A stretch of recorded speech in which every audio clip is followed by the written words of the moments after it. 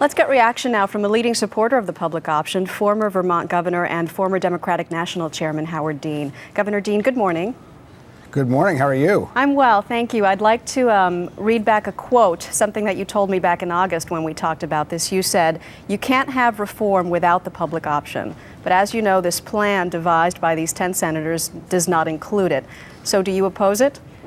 Actually, not at all. Medicare is a public program, and it's a single payer run by the government. So, I judge all these plans by whether they move things forward or move things backward. This moves things forwards. We should have used Medicare. So are you saying this is just the public option by another name? No, what I'm saying is it is a public program that people over 55 are allowed to buy into, and it makes a lot of sense because you don't have to reinvent another bureaucracy to do it. This is what should have been done in the first place, this kind of thing. So I think this is still real reform. Whatever we call it is irrelevant. Is it going to work? Yes, it is. Now, of course, the House coverage is much broader, and that's very good. And there had to be some things given up here to do this. But I think this puts us on the right track. Let me just interrupt you and say that a lot of people would disagree with you that it would work, because the criticism is that Medicare as it stands doesn't work because the payments don't cover the plan. Are we just not creating a bigger problem if we have to insure more people under Medicare?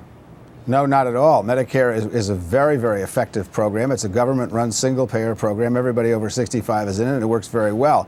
These expenses are going to be adjusted later on. There's not much cost control in this bill on either side, and that's going to happen later on. It's already starting to happen in the states. Massachusetts, for example, has proposed ending fee-for-service medicine. This is a good step forward. This isn't perfect, and the coverage is not broad enough in my view, but I do think this is a positive step forward. I think using Medicare makes much more sense than reinventing a different bureaucracy. What do you do with the fact that the House has a completely different bill on the table, which does include the public option? Can this go forward?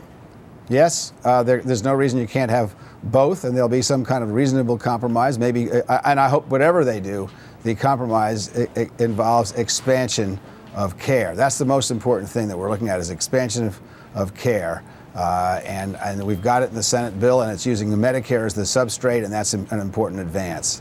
All right, Howard Dean, thank you so much for your time, as always. Thank you.